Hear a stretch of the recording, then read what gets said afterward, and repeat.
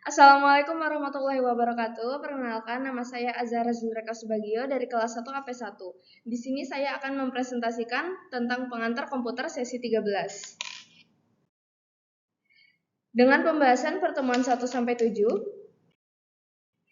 pertemuan pertama, komputer generasi pertama tahun 1940 sampai 1959. Dengan ciri-ciri, yang pertama menggunakan tabung hampa udara atau vacuum tube, yang kedua ukuran komputer sangat besar dan membutuhkan listrik besar, yang ketiga media penyimpanan menggunakan magnetic tape dan magnetic drum, yang keempat hanya menggunakan bahasa mesin atau machine language, yang kelima ada contoh komputer seperti ENIAC atau UNIVAC.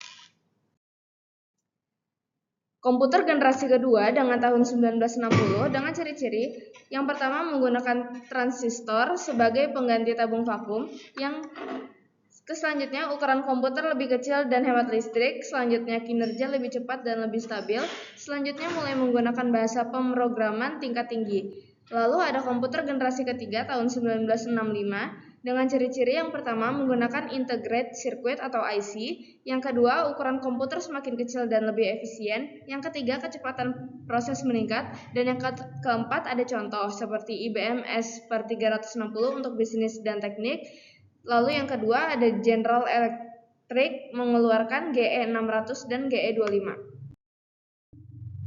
Selanjutnya komputer generasi keempat dengan tahun 1980 dengan ciri-ciri yang pertama menggunakan mikroprosesor, yang kedua sistem operasi dan bahasa pemrograman mulai berkembang, yang ketiga bahasa basic menjadi populer dengan mikrokomputer, yang keempat muncul perangkat seperti laptop, notebook, handheld, dan tablet, yang kelima internet dan jaringan komputer berbasis TCP atau IP mulai berkembang, dan yang terakhir ada perkembangan prosesor seperti contoh di bawah ini.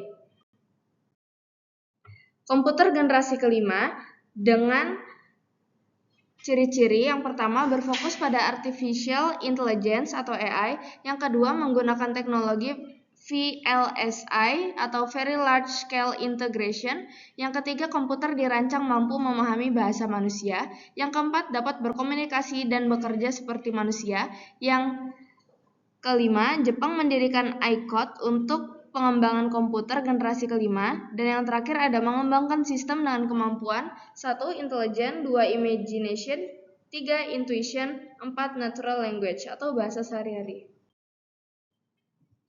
Selanjutnya, pertemuan 2, ada jenis-jenis komputer. Yang pertama, berdasarkan operasional, yaitu analog, digital, dan hybrid.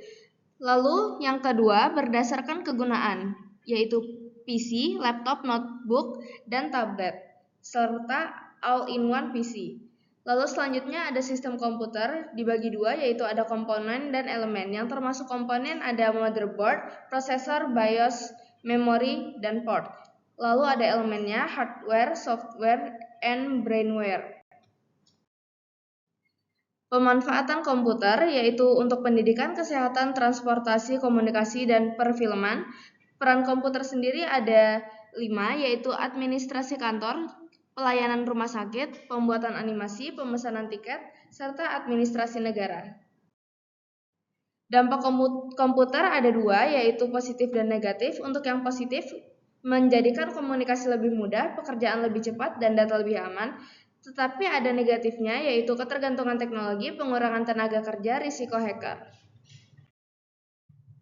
Pertemuan 3 yaitu hardware and software. Hardware adalah perangkat fisik komputer yang dapat dilihat dan disentuh, sedangkan software adalah program yang menjalankan perintah pada komputer.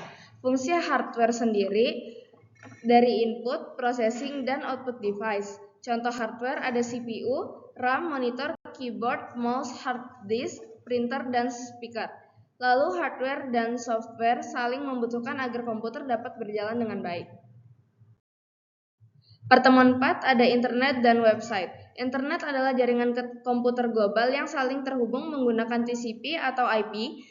Sejarah internet dimulai dari proyek ARPANET. Layanan internet meliputi email, instant messaging, chatroom, VoIP, dan FTP. Netiquette merupakan etika dalam menggunakan internet. Website memiliki berbagai jenis seperti portal, blog, bisnis, edukasi, dan sosial media. Multimedia pada website terdiri dari gambar, audio, video, animasi, dan virtual reality. Dan yang terakhir ada e-commerce dibagi menjadi B2B, B2C, dan C2C. Pertemuan 5 yaitu ada Microsoft Word dasar. Yang pertama membahas menggunakan mail merge untuk membuat surat otomatis. Yang kedua, penggunaan header dan footer pada dokumen. Yang ketiga, menambahkan page number pada halaman. Yang keempat, membuat surat resmi dengan format yang benar. Pertemuan 6, ada fitur pendukung Word. Yang pertama, membuat reference dan daftar pustaka otomatis. Yang kedua, membuat chart untuk menampilkan data dalam bentuk grafik. Yang ketiga, menggunakan Smart Art untuk memperjelas informasi. Yang keempat, mengatur daftar pustaka agar lebih rapi dan sistematis.